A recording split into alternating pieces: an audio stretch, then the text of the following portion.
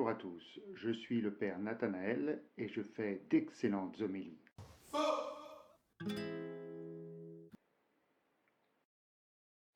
Oui, c'est faux malheureusement. J'ai beaucoup de mal parfois avec mes homélies et comme vous tous, j'essaye de faire de mon mieux pour progresser et c'est pour ça que je fais cette petite vidéo en vous proposant 10 conseils pour progresser dans nos homélies, les vôtres, les miennes.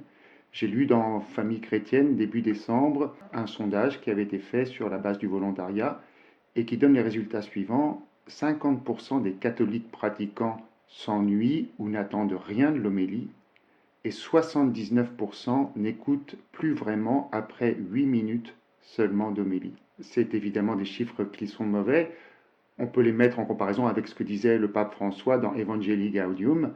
L'homélie est le moment le plus élevé du dialogue entre Dieu et son peuple et elle permet d'évaluer la proximité et la capacité de rencontre d'un pasteur avec son peuple. Alors comment mesurer cette proximité? Comment mesurer l'attention de notre assemblée? Je vous donne un petit critère très simple que j'ai quant à moi, c'est de regarder quel pourcentage de l'assemblée me regarde dans les yeux quand je prêche. Si c'est 10%, si c'est 50%, si c'est 90%, et c'est un bon critère pour moi pour évaluer si je fais une bonne homélie ou pas, si j'ai assez travaillé ou pas. Ne vous faites aucune illusion, ceux qui vous regardent sont ceux qui vous écoutent. C'est aussi simple que ça. Alors je suis conscient que ce n'est pas facile du tout ces homélies et voilà, je vous partage ces 10 conseils et je suis vraiment preneur de tout conseil que vous auriez, vous aussi, de votre expérience pour nous aider à progresser ensemble. On est parti. Le premier conseil, le premier point que je donne, c'est que nous avons évidemment un seul modèle qui est le Christ. Je célèbre et je prêche in persona Christi. Mon modèle doit donc être le Christ prédicateur. C'est lui, c'est sa manière de prêcher qui m'enseigne. Cela suppose bien sûr une intimité avec lui, c'est-à-dire une vie de prière solide et authentique, et une fréquentation quotidienne de sa parole dans la Bible.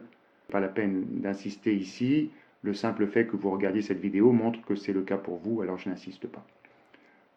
Le deuxième point, un seul message à transmettre, l'amour inconditionnel du Père. C'est la rencontre avec Dieu vivant, un Dieu qui aime chaque homme à la folie et sans condition, qui bouleverse les âmes. C'est le rappel de cet amour qui les enflamme à nouveau. L'homélie doit toujours d'une façon ou d'une autre revenir à cette proclamation.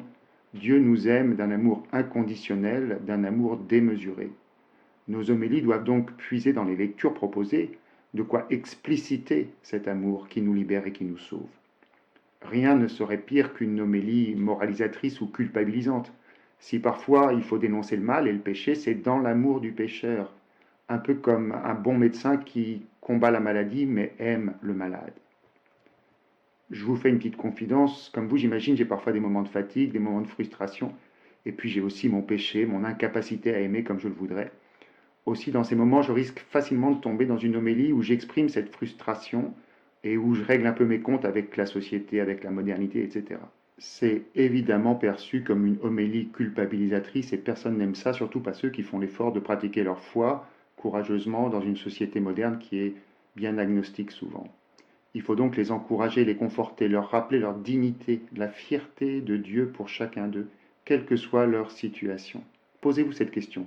Dans quel état d'esprit sortent mes paroissiens après la messe?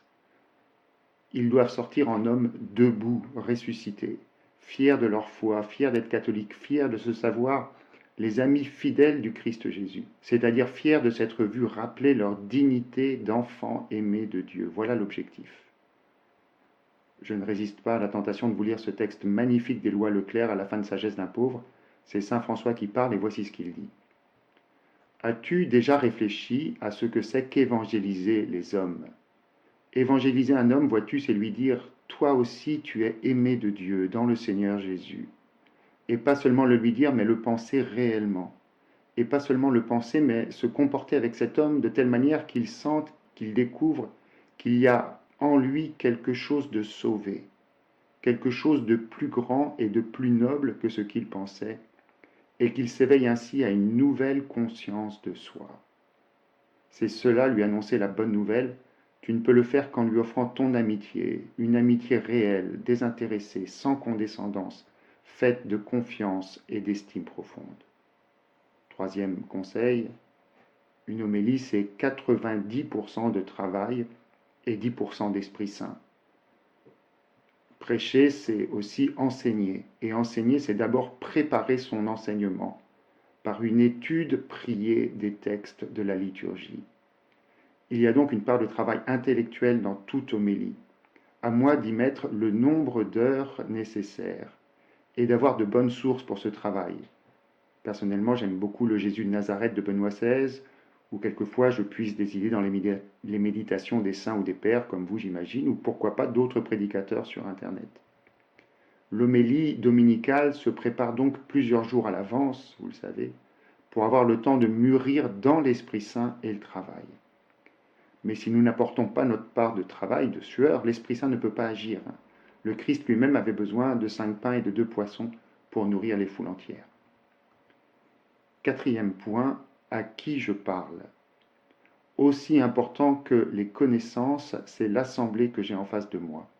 À qui je parle. On ne prêche pas de la même façon, évidemment, à des enfants qu'à des adultes, à des personnes âgées qu'à des jeunes familles, à des personnes qui sont peu croyantes, comme dans une assemblée de mariage, parfois ou de funérailles, qu'à des carmélites, etc., etc. C'est évident. Connaître son assemblée, c'est connaître ses préoccupations, ses centres d'intérêt, même ceux que nous estimons peut-être un peu facilement, un peu futiles parfois. Ses occupations, ses joies, ses angoisses, les films qu'ils voient, les conversations qu'ils ont, etc. Chacun est rejoint dans son vécu quotidien. Ça n'est pas toujours facile avec des assemblées de plus en plus hétéroclites, c'est vrai. Un petit truc en passant, quand vous avez une assemblée composée de beaucoup d'enfants, adressez-vous aux enfants d'une façon pratique et vivante par des questions-réponses. Comme ça, vous aurez en même temps la pleine attention des adultes qui sont contents qu'on enseigne leurs enfants, et puis vous pourrez faire passer habilement le message que vous voulez faire passer à leurs parents. Cinquième point, bien débuter.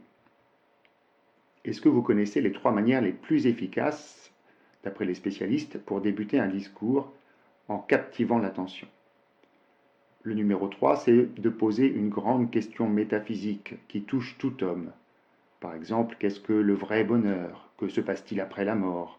Comment sait-on quand on est aimé? Etc. Le numéro 2, c'est une statistique choquante.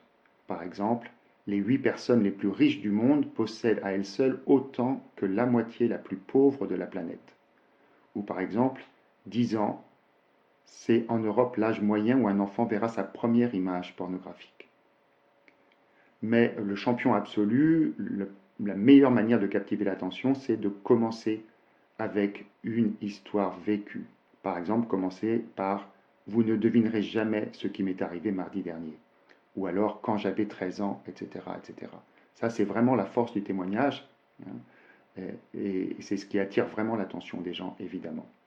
Personnellement, moi j'aime bien débuter mes homélies en relisant lentement 2 fois le verset central autour duquel j'ai bâti mon homélie. Cela permet de cadrer, de limiter mon propos, on va en parler au point suivant, et par ailleurs une bonne homélie part de la parole de Dieu et elle s'y tient, vous le savez. Point numéro 6, une idée et une seule par homélie. Le fil rouge, l'idée centrale du dimanche est donnée par ce que la première lecture et l'évangile ont en commun, vous le savez. C'est la règle, même si exceptionnellement, des besoins pastoraux peuvent exiger que je parle d'autre chose, évidemment.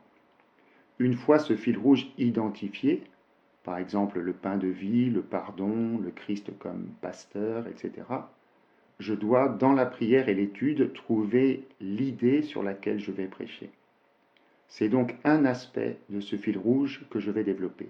Qu'est-ce que je veux dire? Cette idée doit être claire et elle doit pouvoir tenir en une seule phrase. Une bonne homélie ne rebondit pas 3 fois. Par exemple, je ne prêche pas d'abord sur la première lecture, puis sur la Vierge Marie, et puis sur la confession et le pardon. Cette idée peut être un point de doctrine. Attention, l'homélie n'est pas un cours de séminaire ni une défense de thèse. Ça n'est pas le moment d'exposer l'état de mes recherches intellectuelles ou l'avancée de ma thèse en doctorat. Mais il ne faut pas craindre d'enseigner un point ou l'autre du catéchisme sans rentrer dans des considérations trop spéculatives, mais en soulignant la cohérence de notre foi.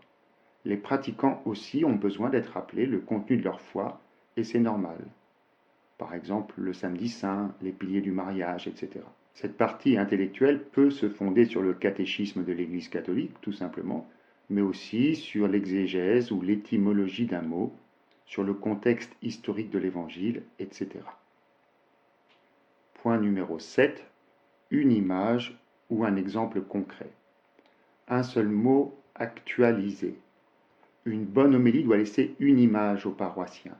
Une homélie est vivante si elle vit, c'est-à-dire si elle fait écho à ce que les gens vivent.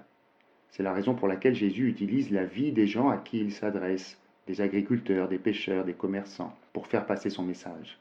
Ce sont les paraboles. Une parabole, c'est une image avec un message derrière.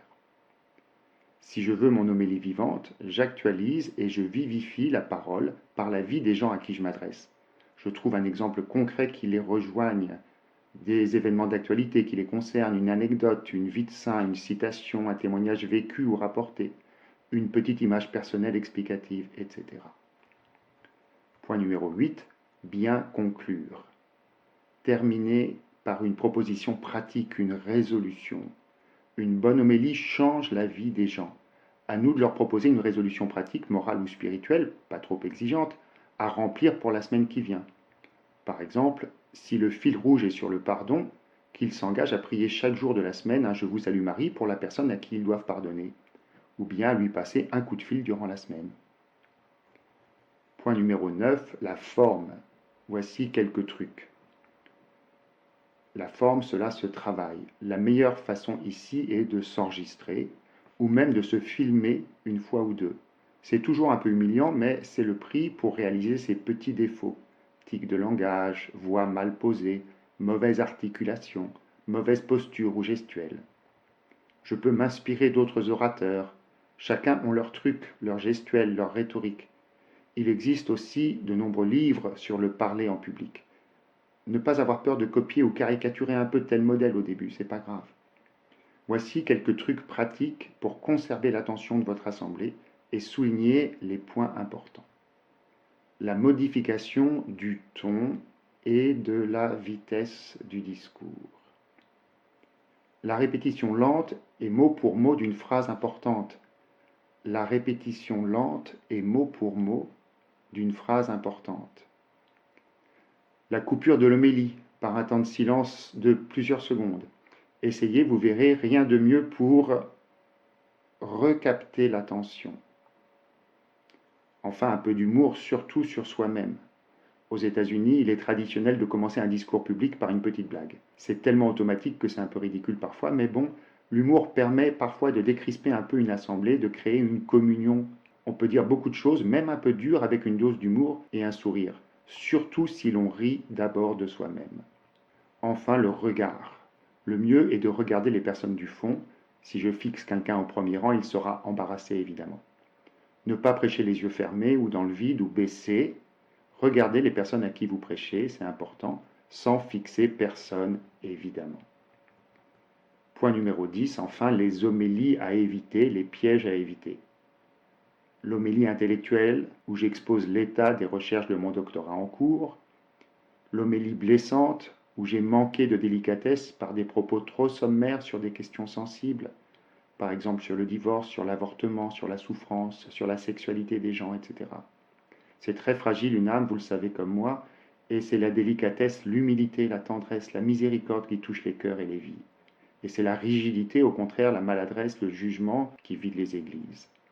À éviter aussi l'homélie affectivo-personnelle, où le prêtre est trop sentimental et embarrasse tout le monde avec son vécu personnel, ou bien raconte ses vacances, comme je l'ai vu une fois. L'homélie paraphrase, répétition appauvrissante, verset après verset de l'évangile du jour. L'homélie internet, téléchargée et lue, pas de commentaires. L'homélie politico-ecclésiale. On parle de l'Église, l'Église, l'Église, pour ne pas parler du Christ finalement, et ne pas avoir à personnellement se remettre en cause. Bref, une bonne homélie est centrée sur le Christ et donc contemplative, elle élève l'âme. Voici une citation de Guillaume Tavar dans l'excellent petit traité sur la Trinité, qui résume un peu mon propos. On doit reconnaître que la prédication la plus commune parle beaucoup moins de la façon dont le mystère liturgique manifeste Dieu comme Père, Verbe et Saint-Esprit que des formes de la piété, des commandements, de la morale, des bonnes œuvres, des vertus. Il s'ensuit naturellement chez les fidèles un nivellement de la pensée religieuse et de la vie de la foi à ce qui est un fond commun de toutes les religions, l'acceptation du destin et des conditions de la vie. Du coup, l'oraison, qui devrait être avant tout contemplation du mystère de Dieu et familiarité amoureuse avec les trois personnes divines, disparaît devant les prières de pétition. Au lieu de se délecter dans l'amour infini du Père qui nous est connu en Jésus-Christ et que le Saint-Esprit réveille dans les cœurs, l'âme chrétienne se disperse dans des demandes multiples en fonction des besoins de la vie de tous les jours. Je conclus cette vidéo avec cette citation de Paul VI dans Evangelii Nuntiandi. Le monde réclame des évangélisateurs qui lui parlent d'un Dieu qu'ils connaissent et fréquentent comme s'ils voyaient l'invisible. Voilà, bon courage à tous. J'attends vos propres conseils dans les commentaires de cette vidéo. Je vous remercie de votre bienveillance, de votre patience, de votre écoute. Tous, nous savons combien il est difficile de prêcher alors que l'Esprit Saint nous encourage, nous inspire et nous soutienne. Et prions les uns pour les autres.